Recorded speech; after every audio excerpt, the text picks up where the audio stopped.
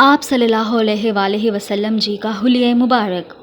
آپ صلی اللہ علیہ وآلہ وسلم کا قد نہ لمبا تھا نہ بہت چھوٹا، بلکہ آپ میانہ قد کے تھے۔ چہرہ مبارک چودھویں کے چاند سے زیادہ روشن، منور اور خوبصورت تھا۔ بال نہ بالکل سیدھے نہ بالکل پیچدار تھے، بلکہ ہلکے گھنگریالے بال تھے۔ وفات کے وقت آپ صلی اللہ علیہ وآلہ وسلم کے سر اور داڑھی میں 20 بال بھی سفید نہ تھے۔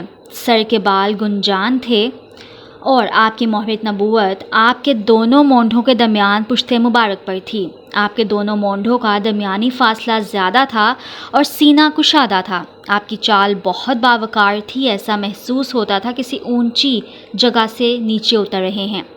بالوں میں مانگ نکالنے کا بہت اہتمام نہیں کرتے تھے، اکثر اپنے سر میں تیل لگاتے تھے اور اپنی داڑھی میں کنگھی کرتے تھے۔ آنکھ بڑی، خوبصورت اور چمکدار تھی۔ بھویں گھنی اور کالی تھیں، آنکھوں کی سفیدی میں سرخ ڈورے جیسی باریک لکیر تھی۔ دندان مبارک کشادہ، چمکدار اور سفید تھے۔ اکثر بالوں میں تیل اور آنکھوں میں سرما لگاتے تھے۔ سفید رنگ کا کپڑا پسند تھا اور آپ کا کرتا لمبا ہوتا تھا۔ یمنی منقش چادر پسند تھی اور آپ کی لنگی نصف پنڈلی تک ہوتی تھی۔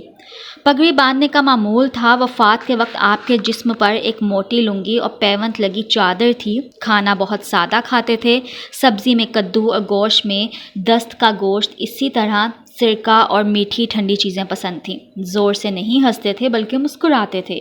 ہنسی اور دل لگی کی باتیں بھی کبھی کبھی کرتے تھے۔